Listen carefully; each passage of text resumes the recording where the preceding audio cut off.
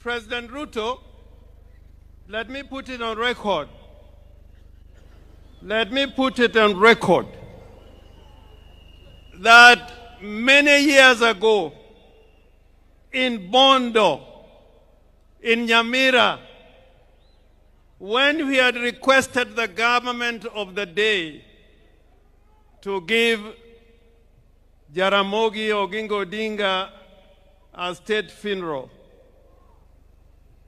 the government of the day refused to give Jaramogi a state funeral.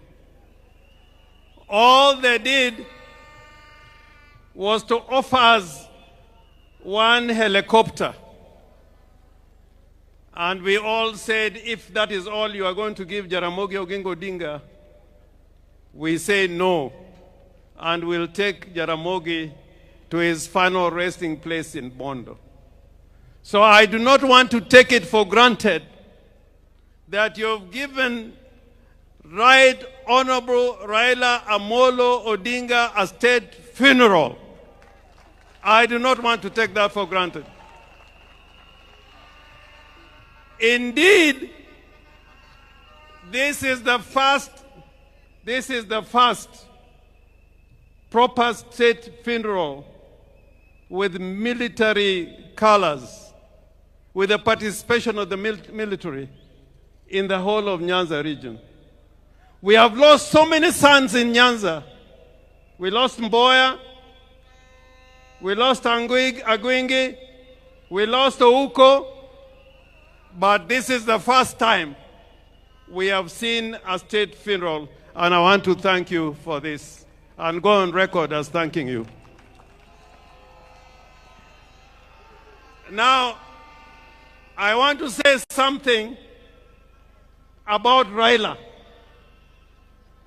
because without saying the qualities of Raila, who really what Raila was, then it will be impossible to keep his legacy. What did Raila really stand for? Why did many politicians come over these years and fall on the wayside? And Raila was always there fighting for us. Raila was a fighter for justice and democracy all his life. And sometimes I'm taken aback by some people who enjoy the rights Raila has fought for, including political parties. There are those who now lead political parties and abuse Raila Amolo Odinga without knowing that without Raila Amolo Odinga, you would not be leading those parties that you're leading today. They don't know. And I say, woe unto you. I say, woe unto you. There are those who forget the legacy of Raila Amolo Odinga. We have the Constitution of Kenya 2010. And people are here, and I like what Simbarati was trying to say, that there are people here today, when Raila was fighting for this constitution, they said no to that constitution. I want to remind you that without Raila Amolo Odinga, we will not be having this constitution. So Raila was courageous. He was a brave man. I remember after the elections in 2017, when his votes were stolen, and we must continue to say that, when his votes were stolen,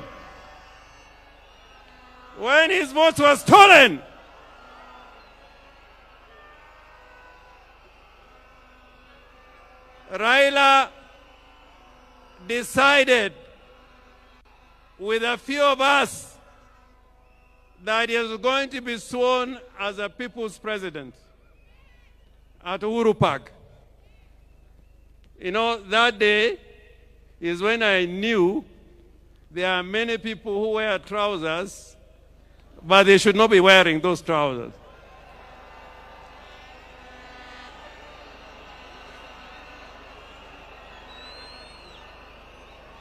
But Raila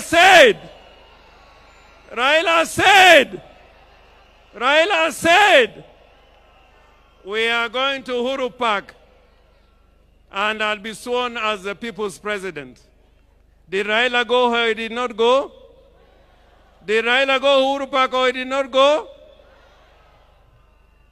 I remember many times when Raila has been tear-gassed and was nearly killed.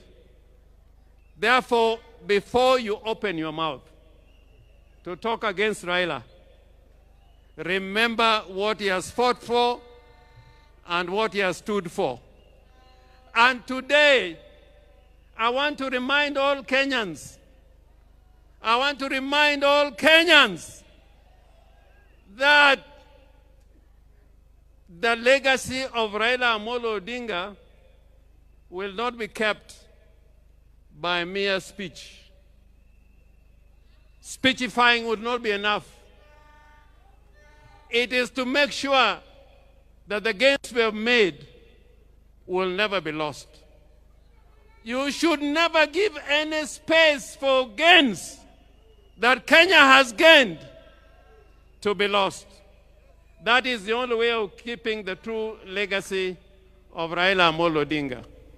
President Ruto, I am confident that when you consider the agreement that you have between the party ODM and UDA, that both of you witnessed, that this will be fulfilled, because that will keep the legacy and spirit of Raila burning and burning and burning and burning.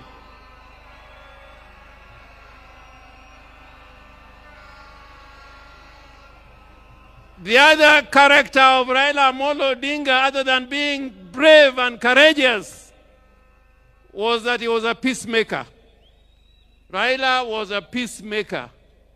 And even today, we can see that Raila can bring Uhuru together, and Ruto is here as president. That was the true spirit of Raila Amolo Odinga, that the nation should keep talking together in unity and as brothers. Finally, I'm one of the people who believe that we must keep the party ODM. You must keep the party ODM. Remember the ideology of the party ODM. There's a huge delegation here, including the governor from Tororo, people from Gulu, my friend Olara Otunu, I think is also in the house. We welcome you.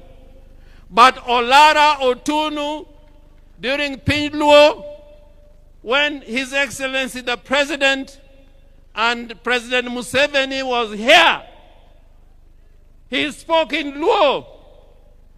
And I want, if you have anybody near you, to translate what I'm saying. Nijo Luo wangi kitwa. Kitwa. Kitwa. Kitwa. Kitwa. In that spirit of the Luo nation, that spirit of Luo nation is like we like speaking the truth. We like speaking the truth. We like living in peace with our brothers. We like inclusivity. We are against those who are trying to tear Kenya apart and speak the language of division and tribalism and ethnicity. Woe unto you! So, President, I I urge you, even as we speak about unity,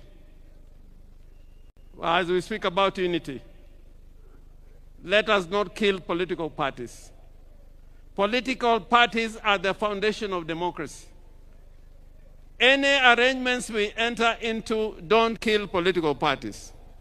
In 1963, political parties were killed, and it took us 20 years to fight to revive political parties. So jothurwa awacho nuka geno ni wabed gimoro achiel, odu en odu, od meru kataka chwer mane odu, wabed kanyakla, wati kanyakla, mondo Kenya obed gimoro achiel. I thank you so much, Mr. President.